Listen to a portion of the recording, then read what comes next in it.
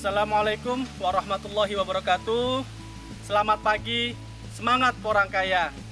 Alhamdulillah saat ini kami sedang berada di lahan eksperimen kami yang berada di lahan tanpa naungan. Ada lahan kami pula yang berada di bawah naungan sengon, serta yang di atas sana berada di bawah naungan pohon kelapa. Pada tahun 2019, sekitar bulan November-Desember, kami pertama kali menanam porang di lahan ini dari bibit katak dan beberapa bibit umbi.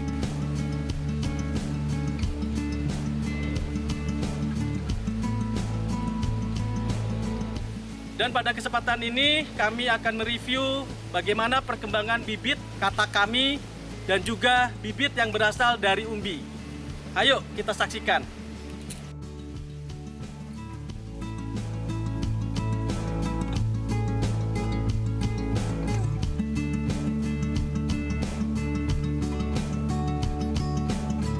Assalamualaikum.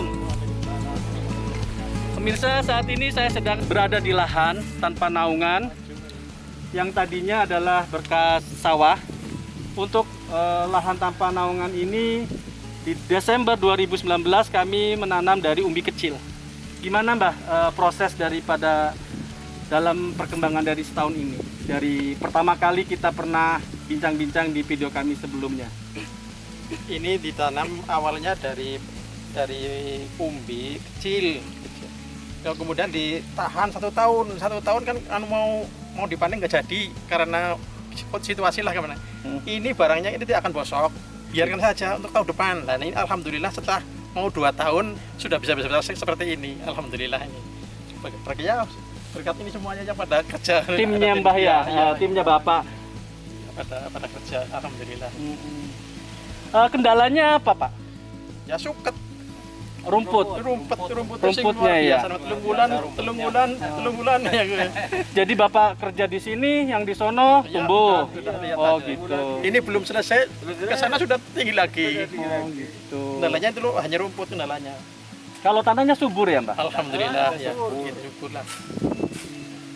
Terus apa pupuknya pakai apa ya Pak? Fermentasi lepong, wedus.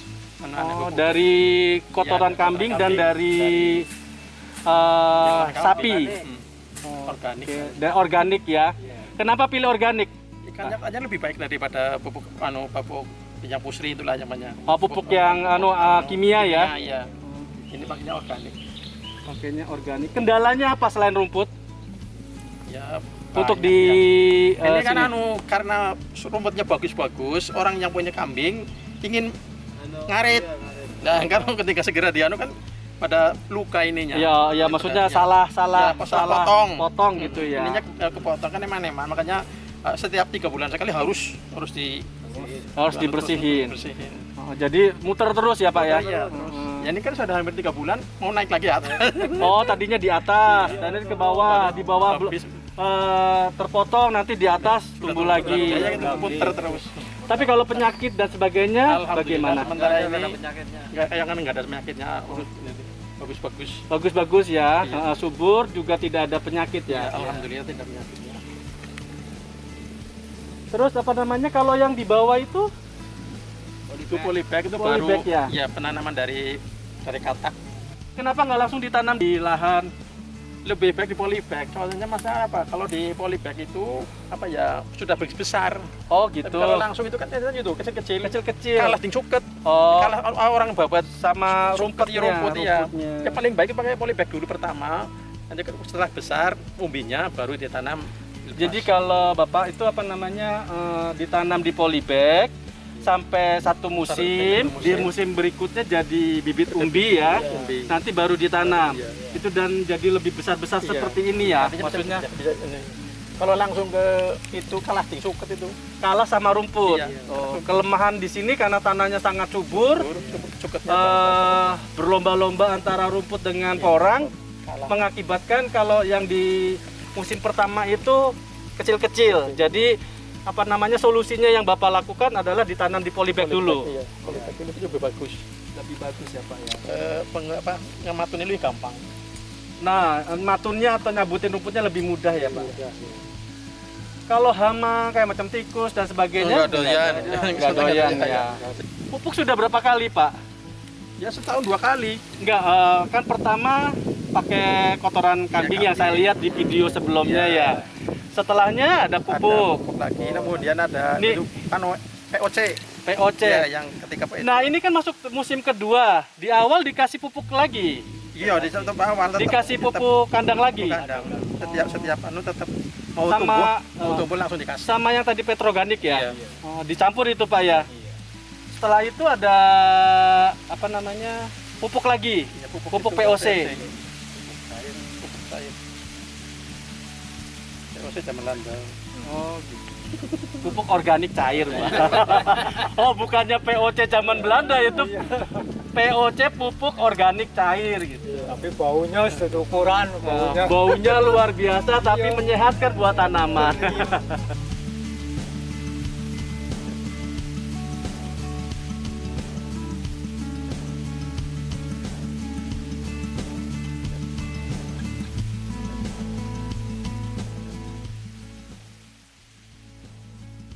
Dalam eksperimen lahan ini, kami menemukan adanya perbedaan pertumbuhan tanaman porang, yaitu lahan minim terkena sinar matahari, lahan sedang terkena sinar matahari, dan lahan terbuka.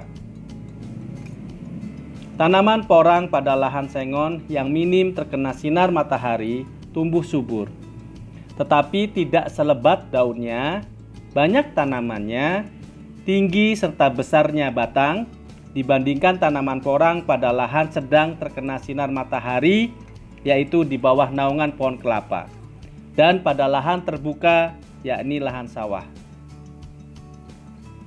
Ini menunjukkan bahwa sinar matahari yang cukup sangat diperlukan dalam pertumbuhan tanaman porang. Perlu digarisbawahi, ini kami berbicara mengenai pertumbuhan tanaman porangnya. Belum kami bicarakan mengenai pertumbuhan umbi porangnya. Kami akan bahas di lain kesempatan. Jika Anda ingin menanam pohon porang dan sedang memilih lahan, mungkin ada yang bisa dipetik dari video ini. Jika ada yang ingin ditanyakan, silakan tanyakan pada kolom komentar. Jadikan kolom komentar sebagai sarana belajar dan berbagi ilmu. Wassalamualaikum warahmatullahi wabarakatuh. Saya Dedi Prasetyo, Porangkaya Channel. Semangat Porangkaya, Indonesia subur, Indonesia makmur.